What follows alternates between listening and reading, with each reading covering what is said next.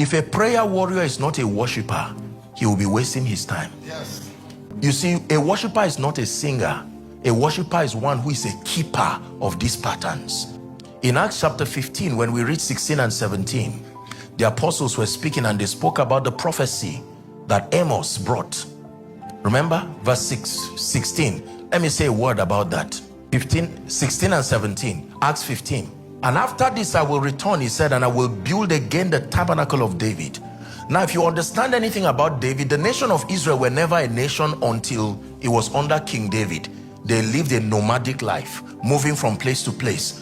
And everywhere they found themselves, as in the case of David, he pitched a tabernacle, a temporal tabernacle, intending to build a permanent one. But God did not allow him because his hand had shed too much blood. And he now gathered all the offerings and he would allow Solomon to come and build. Remember? Yes. But in the interim, the ark of God was kept there. You see that now. And it was a temporary place of worship. And then Amos would tell us that there was a prophecy upon David because he was a man after God's, not God's mind. He was a man after God's heart.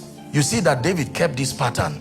The heart, search my heart, try my thoughts. You still see, it was always, let the words of my mouth and the meditation of be acceptable. Are you seeing now?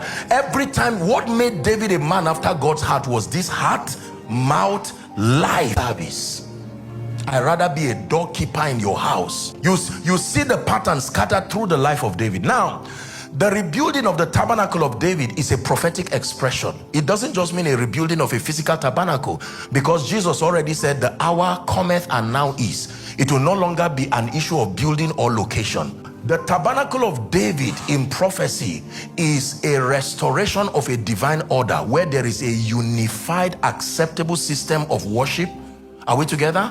That points to a person, not a location. It does not depend on a particular people group, but every other person, Jews and Gentiles, we've been melted into one new man in Christ.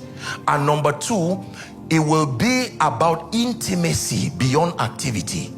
Are we together now? So when we talk about the restoration of the tabernacle of David, there's no new tabernacle anywhere. No.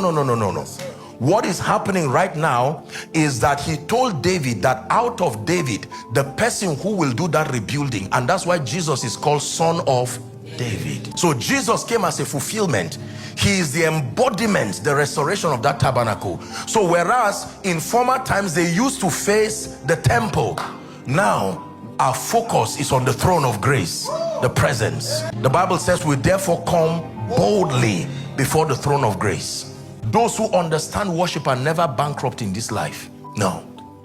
They will lock themselves and come up with answers.